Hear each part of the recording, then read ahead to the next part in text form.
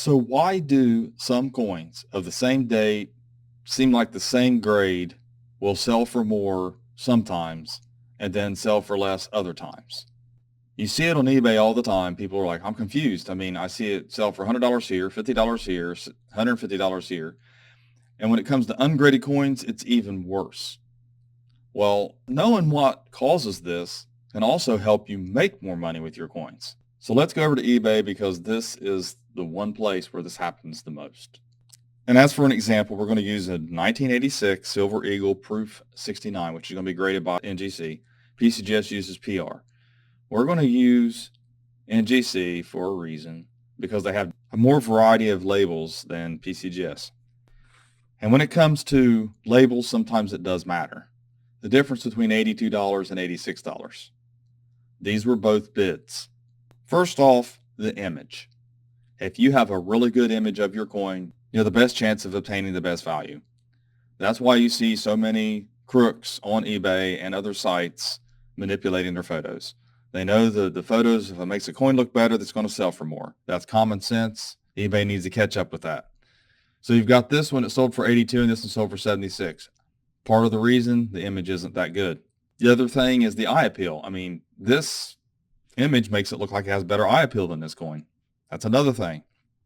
If a coin doesn't have really good eye appeal, you try to take images of it, you're forced to do two things. Give up and think it just doesn't look good enough. It's probably not going to sell for that much. Or you manipulate your photos to rip people off. I mean, that's just the two options you have. And hopefully you take the options of it just is what it is. It'll sell for what it sells for, the way it looks. I know some people fall in love with coins, take pictures, and it doesn't translate, but you've got to learn how to take images. I highly recommend buying some type of Canon, a DRLS. That's what I use, macro lens, and get some good lighting and practice. That's the best way. You want really good, you want to have your light settings right and everything. There's a book out there that you can use for photography. Images is so important. If you take a good image of a coin, you can sell a coin for a good price. And as long as that coin does have the eye appeal to go along with it. Condition's another thing, which is kind of eye appeal, but some people don't see the cleaning on a coin and they put it up for sale, think it looks just like the rest of the coins is for sale, and it sells for less because people who know saw the cleaning. And that's a huge deal, like with these 81S's and Morgan dollars. We can look at those. This sold for 36 versus this one sold for 50.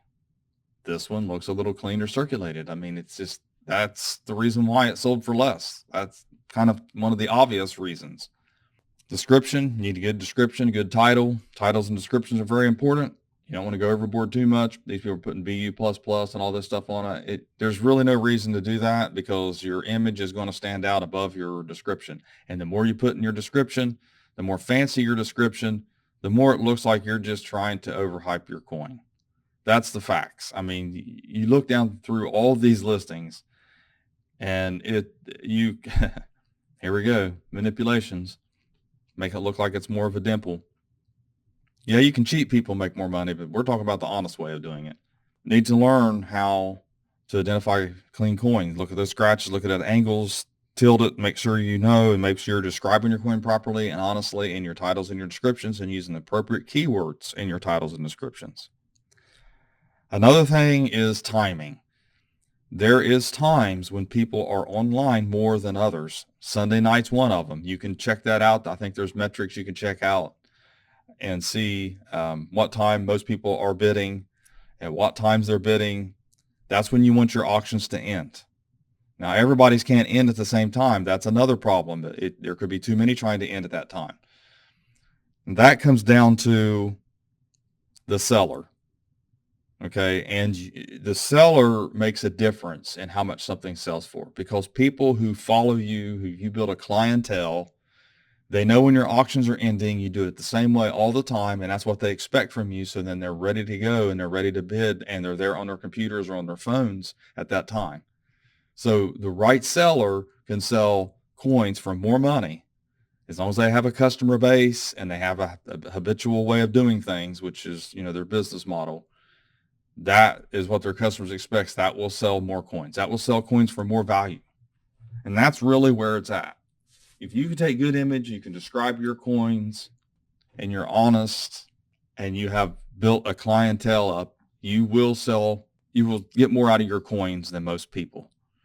It won't work 100% of the time, but it will work 90% of the time. I'll guarantee it. I'm living proof of it. We have our auctions on our site. We don't have huge advertising or anything, but we have a customer base, and our auctions do really well. Some of them don't do as great as you'd like, but most of them do even better sometimes. And that's the other thing. Was it an auction or was it a buy it now? And overall, let's put it that way, not that every time, but almost overall, that a buy it now will sell for more than an auction.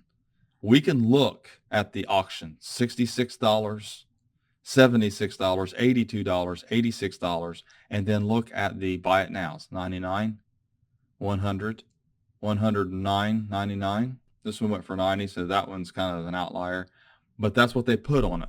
It's a round table dealer. They put a good price on it. That's why it sold for that. But if they put 100 on it, it probably would have sold for 100. 123.38. Of course, the holder might have helped that a little bit too. Some of these holders are desirable. This one here's got, looks like some type of issue for $72. So that's why some coins sell for more than others. And that is how comps can get messed up so easily on price guides, because they're just taking the average. You know, if you take 1,000 sold 1986 PR69 Silver Eagles, all the prices they sold for. They could have been in Annex holders, NGC holders, and PCGS holders, and CAC holders. So they take that amount and they average it out, and that's what the price is. Well, that's kind of an average. It's not what it might sell for, and it might sell for less depending on several factors as we outlined here. So knowing these things, let's recap it really quick. Okay, you want to be able to take good images. That's very important. Your descriptions and titles need to reflect what the coin is, whether it's clean, the condition. I'm into full disclosure. So full disclosure in the title and the description, especially the description. And that goes with not part of the description to me is the image you don't want to manipulate. It is what it is. Try to learn how to take better images. You will be better off for it in the long run. You'll make more money and you'll be able to sleep at night. You know, timing, that's another thing that you can control. You can't always control the eye appeal of a coin, but you can control timing. But really, being a seller with a customer base is very important. You want to build that customer base with honesty, with integrity. That is worth its weight in gold. Because I'll tell you, those people will buy your coin knowing that they're supporting someone who's really trying to do good, instead of just trying to get a quick deal off of somebody. That there is a commitment. It's a relationship. That's what you want. That's what's going to sell your coins for the most. And then, of course, using auctions, BIN, it's not so important when you are a good seller and you have a good customer base. But if you are a new seller and you start putting stuff up for auction, you're going to sell it for less than buy it now. And patience, you're going to have patience for this. You can't just jump into it and expect people to start buying your coins just because you're on eBay or on some platform. You need to build up that customer base. Doesn't hurt to do some YouTube videos, maybe some videos, stories, and things like that on your Facebook wall even. You can go over to Instagram, you can use TikTok, and just start introducing people to yourself and what you're doing and what you have. And always know, you got to have that knowledge. You really need to know. If people trust you and know, you'll get some serious buyers, people who can spend some money. So thanks for watching my latest video. Please like, share, and comment, and have a great day.